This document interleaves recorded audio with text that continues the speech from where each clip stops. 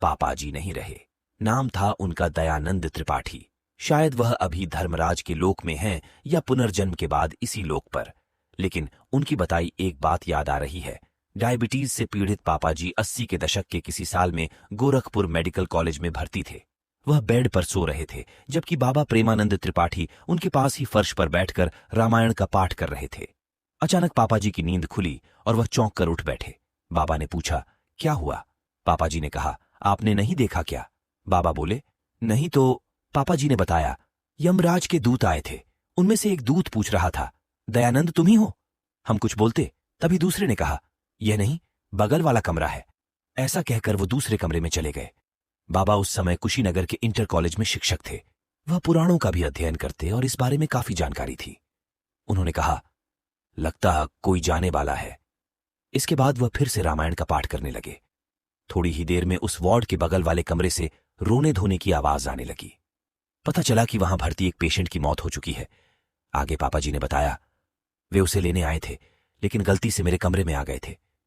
पापा जी की मुझसे और फिर मेरे द्वारा यहां बताई जा रही इस कहानी पर आपका यकीन करना इस बात पर निर्भर करता है कि आपकी धार्मिक अभिरुचि क्या है।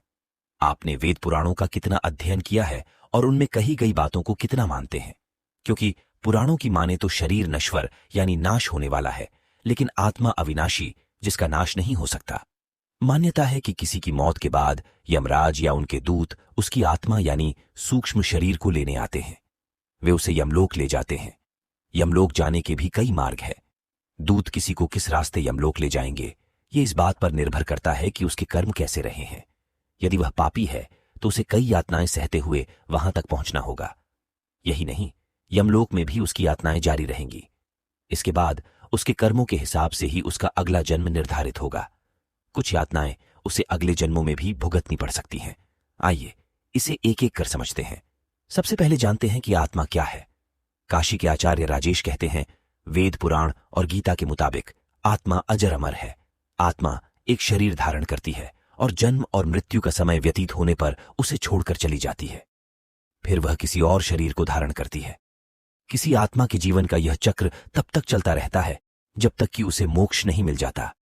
यह आत्मा सभी के अंदर है, मनुष्य ही नहीं, पशु पक्षी जीव जंतु में भी। मृत्यु के बाद आत्मा कहां जाती है? आचार्य राजेश बताते हैं, आत्मा के 3 स्वरूप हैं, जीवात्मा, प्रेतात्मा और सूक्ष्मात्मा। जीवात्मा वह है जो भौतिक शरीर में वास करती है। इस आत्मा का जब कामनामय शरीर में वास होता है तब उसे प्रेतात्मा कहते हैं। वहीं ये आत्मा जब सूक्ष्मतम शरीर में प्रवेश करती है तब उसे सूक्ष्मात्मा कहते हैं। सूक्ष्मात्मा ही आत्मा का वास्तविक स्वरूप मानी जाती है। कहने का मतलब यह है कि आत्मा हमेशा एक शरीर के साथ होती है। एक शरीर को छोड़कर दूसरे शरीर को धारण करने के बीच के समय भी वह एक सूक्ष्म शरीर में रहती है। जब आत्मा कोई शरीर छोड़ती है तो वह ज्योति स्वरूप बाहर आती है। अब सवाल यह है कि शरीर के साथ यदि आत्मा नहीं मरती तो फिर वह कहां जाती है? इस बारे में आचार्य राजेश कहते हैं, जब किसी की मौत हो जाती है तब स्थूल शरीर से अलग होकर आत्मा फिर अपने सूक्ष्म शरीर में प्रविष्ट कर जाती है। इस सूक्ष्म शरीर की बनावट भी स्थूल शरीर जैसी ही है, लेकिन वह नजर नहीं आती। इसका आकार इतना सूक्ष्म होता है कि मरने के बाद खुद आत्माएं भी इसे बस अनुभव कर पाती हैं। कुछ ही आत्माएं इसे देख पाती हैं। पुराणों के अनुसार इसीलिए मरने के बाद किसी व्यक्ति को लगता है कि उसका शरीर कितना हल्का हो गया है। हालांकि जिसकी मौत होती है उसे यह समझने में काफी समय लग जाता है कि वह मर चुका है। वह काफी समय अपने शरीर के आसपास ही मंडराता रहता है। अपने छोड़े गए शरीर के आसपास एकत्र लोगों से वह कुछ कहना चाहता है, लेकिन उसकी आवाज किसी को सुनाई नहीं देती। वह परेशान हो जाता है। वह चलता फिरता है, अपने हाथ पैर हिलाता है। वह मानता नहीं कि वह मर चुका है। उसे लगता है कि वह शायद सपना देख रहा है। उसका यह भ्रम तब मिटता है जब वह फिर से अपने शरीर में घुसने का प्रयास करता है, लेकिन उसमें सफल नहीं हो पाता। मौत के बाद क्यों जला देते हैं शरीर? आचार्य राजेश इसका कारण बताते हैं, जब तक शरीर का अंतिम संस्कार नहीं कर दिया जाता तब तक जीव उसके आसपास मंडराता रहता है। इसलिए सनातन धर्म में शरीर को जला दिया जाता है, क्योंकि यदि उसे दफनाया जाए तो जीव उसका मोह नहीं छोड़ पाता और उसके इधर उधर ही भटकता रहता है। अधिक माया मोह वाला जीव तो श्मशान के आसपास भी बहुत दिनों तक चक्कर काटता है। वहीं जिन जीवों को प्रियजनों से अधिक मोह होता है वे अपने प्रिय व्यक्तियों के निकट रहने का प्रयास करते हैं। आचार्य राजेश आगे कहते हैं, मृत्यु के बाद कोई कहां समय गुजारता है, यह इस बात पर निर्भर करता है कि वह कैसी धारणा और विश्वास के साथ मरा है। मान लीजिए कि बचपन से यह धारणा है कि मृत्यु के बाद उसे लेने यमराज भैंसे पर आते हैं, तो उसे उस समय यही छवि दिखाई देगी। मरने के 12 दिन के बाद यमलोक के लिए यात्रा शुरू होती है। शरीर छोड़ने के बाद कोई आत्मा किस रास्ते यमलोक जाती है? इस सवाल का जवाब देते हैं कर्मकांड के जानकार पटना निवासी संतोष पांडेय शास्त्री। वह कहते हैं, जब कोई आत्मा किसी शरीर का त्याग करती है तो उसके बाद की यात्रा के लिए उसे 3 प्रकार के मार्ग मिलते हैं। इन मार्गों के नाम हैं अर्ची, धूम और उत्पत्ति विनाश मार्ग। इनमें एक रास्ता ब्रह्मलोक, दूसरा पितृलोक और तीसरा नर्क का है।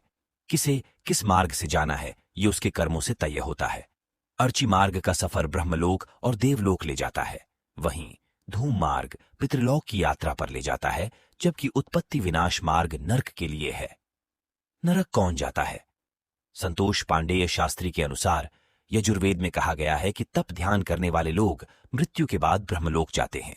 सत्कर्म करने वाले आम लोग भी ब्रह्मलोक यानी स्वर्ग जाते हैं। यदि आप यह जानना चाहते हैं कि स्वर्ग जाने पर क्या होता है, तो वहां जाने का मतलब है देव बन जाना। वहीं बुरे कर्म करने वाले लोग मौत के बाद प्रेतयोनि में अनंत काल तक भटकते रहते हैं। बाद में कुछ फिर से धरती पर जन्म लेते हैं। हालांकि यह जरूरी नहीं कि वे फिर मनुष्य योनि में ही जन्म लें। धरती पर आने से पहले इस तरह के जीव पितृलोक में रहते हैं, वहीं उनका न्याय होता है। यमपुरी कब पहुंचती है आत्मा? आत्मा तय मार्ग से 17 दिन की यात्रा के बाद 18वें दिन यमपुरी पहुंचती है। गरुड़ पुराण के अनुसार यमपुरी पहुंचने से पहले रास्ते में वैतरणी नदी पड़ती है। यह नदी विष्ठा और रक्त से भरी हुई है। अच्छे कर्म करने वाले तो आसानी से वैतरणी को पार कर जाते हैं, किंतु पापी आत्माएं इस नदी में डूबती रहती हैं और यमदूत उन्हें निकालकर बार बार फिर इसमें धक्का देते रहते हैं। इसलिए किसी हिंदू की मौत जब करीब होती है तो उससे गोदान आदि कराया जाता है। इसका मतलब है कि यदि उसने जीवन काल में कम धर्म किया तो उससे अंत समय में कराया जाता है, ताकि वह वैतरणी आसानी से पार कर सके। यमपुरी में आत्मा पुष्पोदका नामक एक और नदी के पास पहुंचती है, लेकिन यह वैतरणी की तरह नहीं। पुष्पोदका का पानी साफ है और इसमें कमल के फूल खिले रहते हैं। इस नदी के किनारे एक छायादार बड़ का वृक्ष है, जहां आत्मा थोड़ी देर विश्राम करती है। यहीं पर उसे उसके पुत्रों या परिजनों द्वारा किए गए पिंडदान और तर्पण का भोजन मिलता है और इससे उसमें फिर से ऊर्जा का संचार होता है। किस दिशा में है स्वर्ग का द्वार? संतोष पांडेय शास्त्री के अनुसार यमलोक पहुंचने के बाद भी वहां किस द्वार से प्रवेश करना है, यह इस पर निर्भर करता है कि आत्मा ने जिस शरीर को धारण किया था उसके द्वारा कैसे कर्म किए गए। यमलोक के 4 द्वार हैं। इनमें दक्षिण के द्वार से पापियों का प्रवेश होता है। इस द्वार से प्रवेश करने के बाद 100 वर्षों तक कष्ट झेलना होता है। पश्चिम के द्वार से उनका प्रवेश होता है जिन्होंने दान पुण्य किया हो, धर्म की रक्षा की हो या तीर्थों में प्राण त्यागे हों। उत्तर के द्वार से उनका प्रवेश होता है जिन्होंने माता पिता की सेवा की हो, सत्य बोला हो, अहिंसक रहे हों। पूर्व के द्वार से योगी ऋषि प्रवेश करते हैं। इसे ही स्वर्ग का द्वार कहते हैं। इस द्वार में प्रवेश करते ही गंधर्व, देव, अप्सराएं स्वागत करते हैं। यदि ईश्वर की सभी पर एक समान कृपा होती है तो किसी को भी नरक की यातना क्यों? इसका जवाब यह है कि ईश्वर हमसे हमेशा ही शुभ कार्य की इच्छा रखते हैं। उनकी रचना इतनी खराब हो जाए, वह भला क्यों चाहेंगे? इस व्यवस्था को ही नियंत्रित करने के लिए यमराज की भूमिका है। जब कोई गलत कार्य करता है तो उसे भयानक कष्टों के जरिए शुद्ध करना ही यमलोक का मुख्य कार्य है। ऐसी ही आत्माएं नरक जाती हैं, जहां उन्हें तरह तरह की यातनाएं झेलनी होती हैं। ऐसी आत्माएं बार बार शरीर धारण करती हैं और दुख सहती हैं। इसे ही 84 लाख योनियों में भटकना कहते हैं। आत्मा जितनी बार शरीर धारण करती है वह योनि कहलाती है। ऐसी 84 लाख योनियां हैं। इनमें कीट पतंगे, पशु पक्षी, वृक्ष और मानव सभी शामिल हैं। इनमें पेड़ीज पौधे की 30 लाख, कीड़े मकोड़े की 27 लाख, पक्षियों की 14 लाख, पानी के जीव जंतुओं की 9 लाख, देवता, मनुष्य, पशु की 4 लाख योनियां हैं। मोक्ष होने पर ही इससे मुक्ति मिलती है। पुनर्जन्म क्यों? संतोष पांडेय के अनुसार इस जन्म में हम पिछले जन्म से प्रेरित होते हैं, जबकि इस जन्म के कर्म के अनुसार हमारा अगला जन्म और कुछ हद तक कर्म भी निर्धारित होता है। कर्म और पुनर्जन्म दोनों एक दूसरे से जुटे हुए हैं। कर्मों के फल को भोगने के लिए पुनर्जन्म होता है और पुनर्जन्म के कारण फिर नए कर्म संग्रहित होते हैं। इसे यूं समझिए कि मनुष्य अपने जन्मों के कर्मों के फल का भोग करता है, जिससे वह उनसे मुक्त हो जाता है। इन भोगों से अनुभव प्राप्त करके वह नए जीवन में इनके सुधार के उपाय करता है, जिससे बार बार जन्म लेकर वह पूर्ण सुधार के साथ मोक्ष को प्राप्त होता है। इसलिए हमें हर स्थिति में अच्छे कर्म ही करने चाहिए। ये वीडियो आपको कैसा लगा हमें कमेंट करके जरूर बताएं। अगर यह वीडियो आपको पसंद आया हो तो उसे लाइक जरूर कर दीजिएगा। अगर आप इस चैनल पर नए हैं तो इसे सब्सक्राइब जरूर कीजिएगा। ये वीडियो देखने के लिए धन्यवाद। जय श्री राम।